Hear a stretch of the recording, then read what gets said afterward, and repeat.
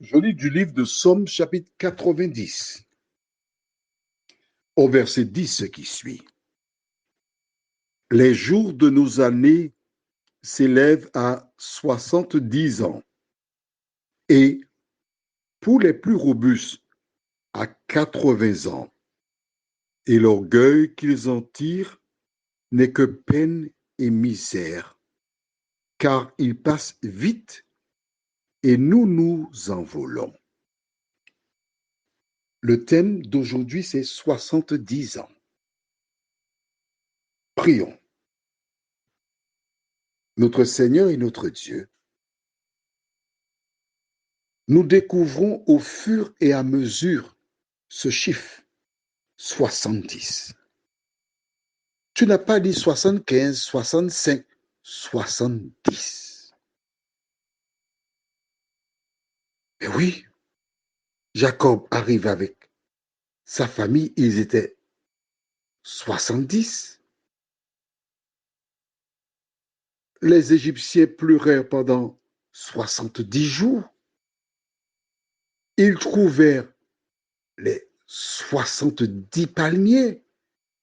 Et là, tu dis que la vie de l'homme, c'est 70 ans. Et pour les plus robustes, 80 ans. Seigneur, il y a quelque chose avec le chiffre 70. Nous n'avons pas encore découvert. Mais à travers ces chiffres, nous réalisons que le hasard n'existe pas dans ton plan. Merci Seigneur. Au nom de Jésus.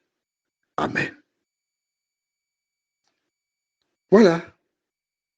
Alors quand j'entends les avis de décès à la Martinique, parce qu'on les donne le matin en début d'après-midi, des personnes qui vivent 85, 90, 95, 100, c'est une grâce de Dieu.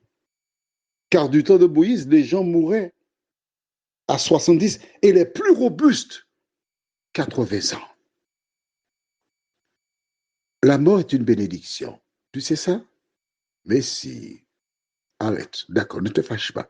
Écoute-moi jusqu'au bout. Tu as ta mère qui a 103 ans. Elle ne marche plus. Elle est alitée. Elle ne peut rien faire. Ce sont des jeunes infirmières ou des infirmiers qui viennent la nettoyer, mettre couche pour elle. Comment vit-elle cela? Tu me dis qu'elle est toujours là pour toi. C'est vrai, tu penses à toi. Tu penses que maman est là. C'est ta chose. Je la vois, elle me parle, je suis contente. Mais elle, clouée dans un lit, qu'est-ce qu'il y a de meilleur pour elle? Dis-moi.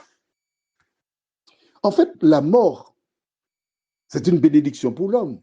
Quand l'homme a péché, tu imagines que l'homme vive comme ça éternellement là, avec les conséquences de ses péchés. Mais non, il va se reposer. La Bible elle-même déclare heureux dès à présent ceux qui meurent dans le Seigneur. C'est vrai que lorsque tu aimes quelqu'un, ton épouse, ton époux, un enfant, un parent qui meurt, c'est difficile, c'est vrai. Mais ça c'est à cause du péché. Mais l'homme qui est diminué, qui ne peut plus rien faire, qui doit porter une couche, que lui reste-t-il sinon de faire la paix avec Dieu et d'aller se reposer? Notre objectif là, ce matin, ce n'est pas de choisir la date ou l'âge de notre mort, mais c'est bien d'être conscient qu'il y a une limite donnée. Et par rapport à cela, il est fondamental de se préparer parce que la vie commence après la mort. C'est-à-dire au retour de Jésus, pas avant. C'est lorsque Jésus reviendra que les morts en Christ ressusciteront et seront emportés sur des nuées dans les airs à la rencontre du Seigneur. Notre passage sur terre, c'est seulement pour assurer notre élection en Jésus.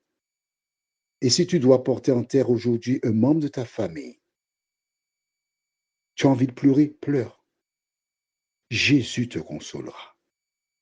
Mais le jour vient où nous serons introduits dans un monde où nous ne vieillirons plus, où la paix, l'harmonie, l'amour régneront pour l'éternité. Prions. Notre Seigneur et notre Dieu, tu révélas à Moïse que les plus robustes vivront jusqu'à 80 ans, mais c'est 70 ans, l'âge limite.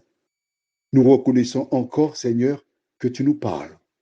Nous ne savons pas ce que tu veux nous dire, mais nous savons que tu nous parles en nous donnant tous ces éléments qui tournent au chiffre de 70. Un jour, nous le découvrirons, mais pour l'heure, Seigneur, aide-nous à appliquer nos cœurs à la sagesse, à vivre en harmonie avec ta parole, nous t'en prions, au nom de Jésus et pour ta gloire éternelle. Amen. Je te souhaite une bonne nuit.